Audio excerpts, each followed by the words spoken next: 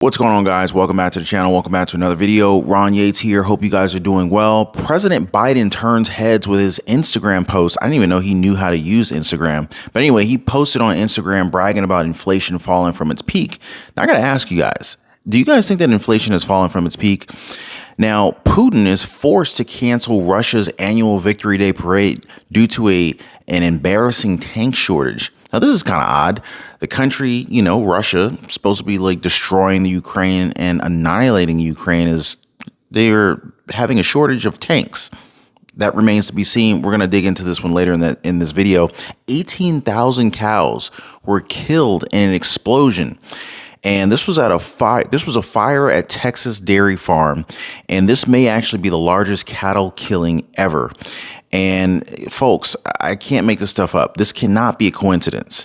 Texas House is passing $12 billion in property tax relief, setting up a fight over appraisal cap with the Senate. And Russia's economy is now worse than what Moscow is claiming, because military spending covers up how much the private sector is actually shrinking. And I got another one for you guys that I definitely want to share, which is Morgan Stanley. They're indicating that the U.S. stock chief is seeing more than a 20% downside coming for the S&P 500 and is warning of an earnings recession or banking sector turmoil coming up. Now, the contrary to this is that I've actually gotten reports that many economists, investors, entrepreneurs, hedge fund managers are expecting a 20% collapse of the stock market, but actually they're also predicting after that collapse a strong upside. So there may actually be some money to be made on this. We're going to talk a little bit about that later in today's video. But if you're new to the channel, Ron Yates here. Hope you guys are doing well. And if you could, do your boy a favor, drop a thumbs up for the video and consider subscribing to the channel. So President Biden, he's turning heads with his Instagram post, and he's bragging about inflation falling 45% from its summer peak under his leadership. So I'd love to hear what you guys think about that. President Biden posted a graphic on his official Instagram page on Wednesday morning, basically promoting that the 45% fall in inflation has been rampant under his watch. And, he's claiming victory on this inflationary bit of progression. Let's just call it that. Users online were quick to jump on him with financial account liquidity, basically just listing LOL. And the account Adam Newman's chief of staff said it was inflation's growth rate that had dropped 45%. So this may have actually been a misspeak by the president. Probably wouldn't be the first. Now, Putin is forced to cancel Russia's annual Victory Day due to embarrassing tank shortages. It says here, in a surprising consequence of Putin's war against Ukraine, the 70-year-old Russian strongman reportedly had no choice but to cancel this year's annual celebration because nearly all of Russia's military units are deployed on the front lines of this ongoing conflict. Now, it really makes you wonder, if they're actually saying that all of Russia's military units are already deployed to the front lines, does that mean that they're going to be running out of the ability to continue to prolong this war? I mean, assuming that this information is correct here, that would mean that Putin could possibly be eliminated. We're going to see here.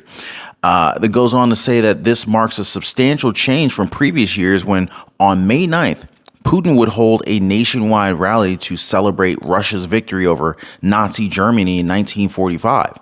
So very, very interesting. But even more interesting than that is how 18,000 cows were killed during an explosion fire at a Texas dairy farm.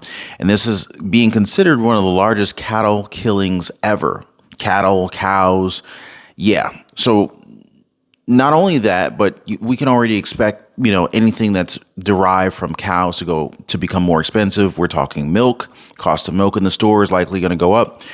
We're talking the price of ground beef, hamburger meat, steaks, you name it.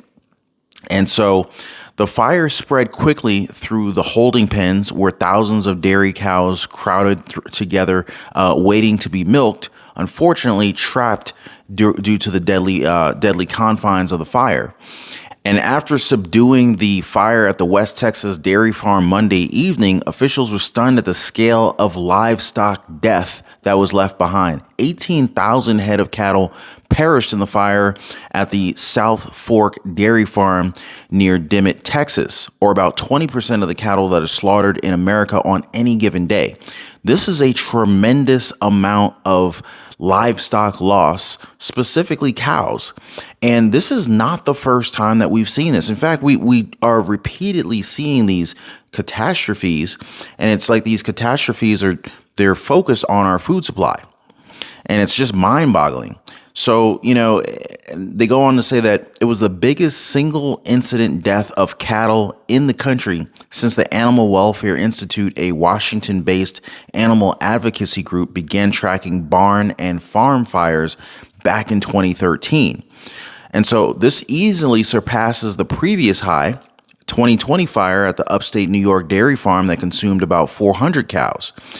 This is crazy, guys. This is crazy. Let me know if you guys think that this is just coincidence or is it something more than that. Texas House passes $12 billion property tax relief package, setting up a fight over appraisal cap with the Senate.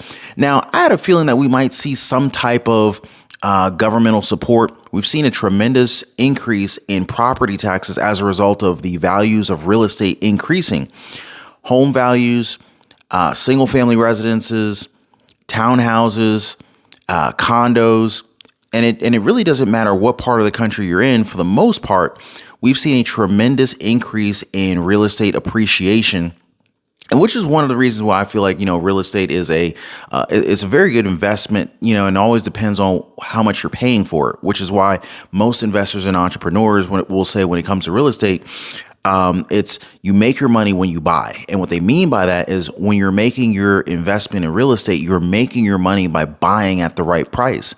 And if you can combine a great deal, undervalued real estate with a low interest rate loan to be able to leverage that purchase, to leverage that acquisition, you're able to make significant returns because, if you're able to leverage the purchase, you're only having to put a fraction of the amount of the purchase down and you're leveraging the rest over, say, 15, 30 years.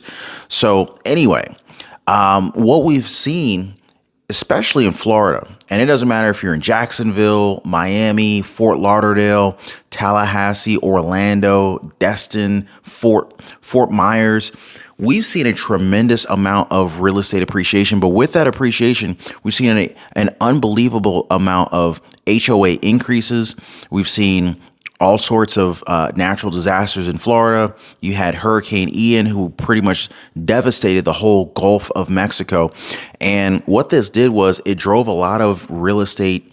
It drove a lot of insurance companies out of the state. Many insurance companies just flat out bankrupted. But this is actually coming on the backs of a number of different claims that were, let's just say, not necessarily legitimate claims for roof replacements and whatnot. And so as this wave of claims came in after Hurricane Ian devastated the whole, a large portion of the state, many insurance companies, after paying out, different policyholders, they essentially bankrupted. And those who didn't bankrupt, they decided, hey, we don't even want to do business in Florida anymore. So what this did was it drove up the rates of insurance policies for the companies that did stay in Florida.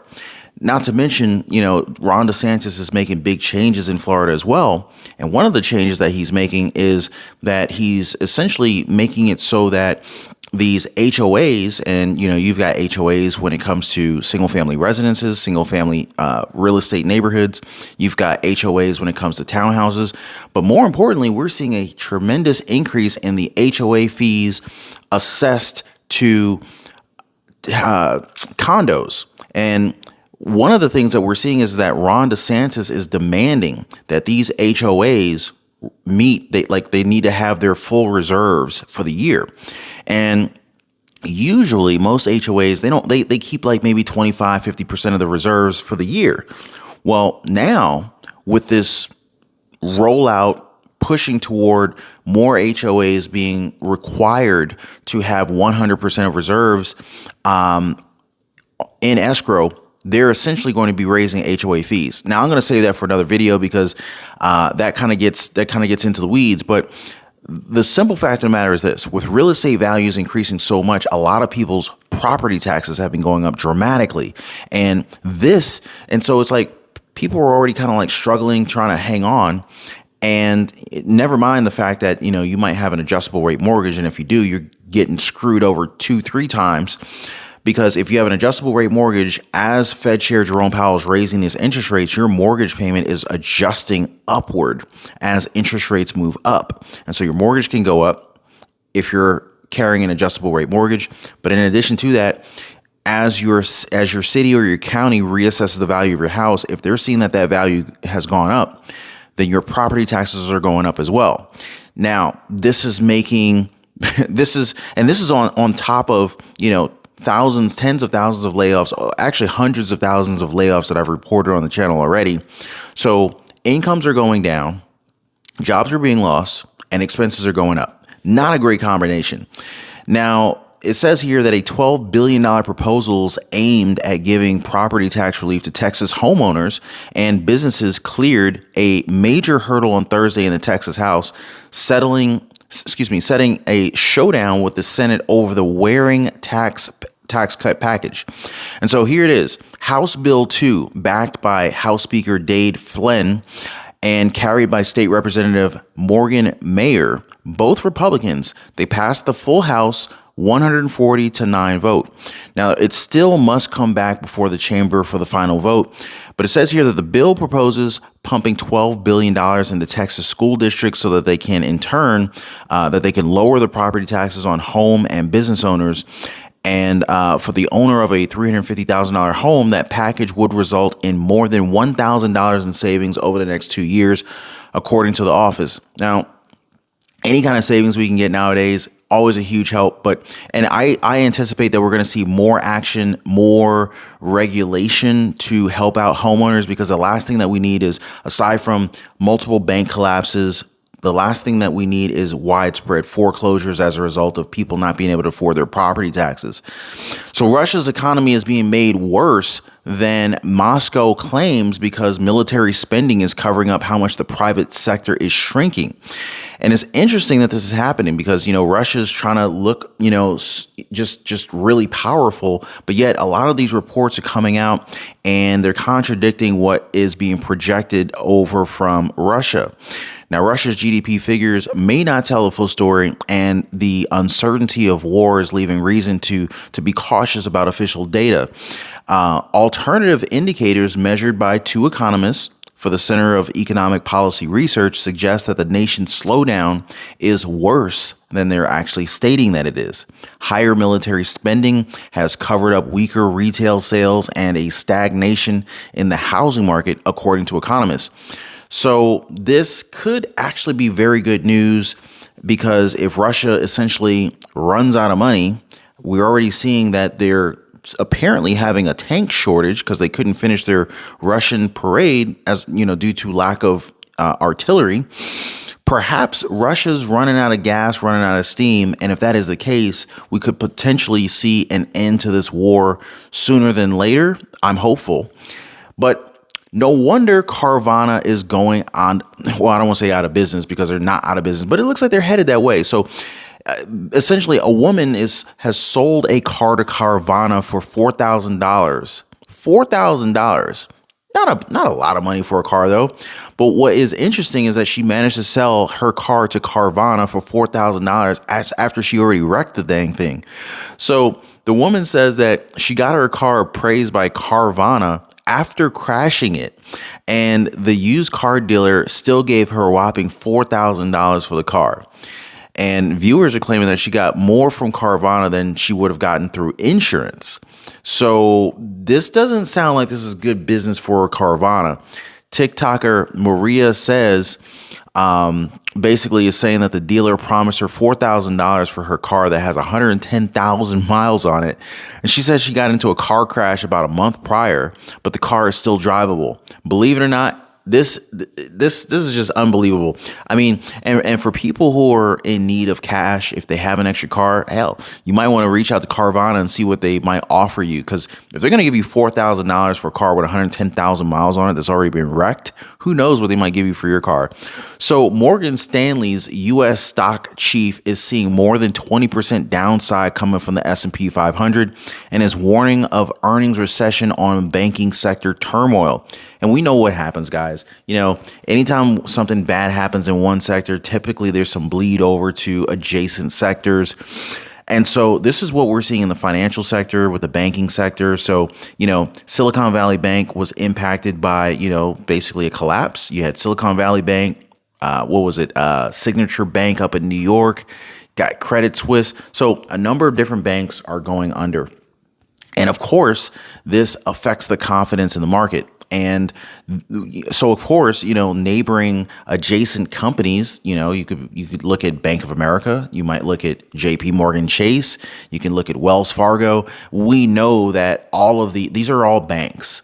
And so it makes you question as an investor, you know, and it doesn't matter what investment platform you're using, E-Trade, Ameritrade, TD Ameritrade, Charles Schwab. Any investor is going to be looking at a banking collapse. Even if it's not a bank that you own the stock of, you're going to think to yourself, hey, is this a good investment still? Is this bank going to be able to continue to pay out the dividends that they've, you know, been paying out for however long they've been paying dividends? Maybe I need to get out of this banking stock and get into a more stable banking stock. Perhaps maybe I need to consider investing in a banking ETF rather than holding individual banking stocks, or maybe just get out of the banking sector altogether. Now, if investors are thinking that way, then obviously this could cause the banking stocks in the banking sector to just completely tank. And so anyway, the equity strategist is seeing that the S&P 500 falling by more than 20% before pairing losses by year end. So this suggests that the 20% collapse or 20% crash or pullback in the S&P 500 could be paired by the end of the year. And so what I'm interpreting this is that they're expecting a 20% discount coming, but they're actually expecting the market to recover before the end of the year. So if this happens, if you were to get, 20% discounts on stocks once they crash, kind of pile into the market, pick up the highest quality stocks that you can, and there's a number of different investment platforms you can use: Webull, Robinhood, E-Trade, Fidelity, you name it. Hop into these stocks, do your own diligence, do your own research. This is not investment advice.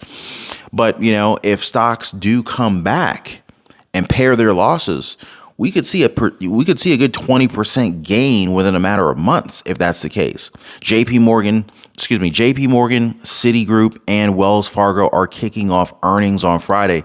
So guys, keep an eye on that. Keep an eye on your banking ETFs. Keep an eye on your banking mutual funds. Now, Putin is receiving chemo, according to a wild rumor leaked by U.S. documents. So it says here, Putin is receiving chemo, according to a wild rumor, along with detailed information about troop movements and losses on both sides fighting in the Ukraine.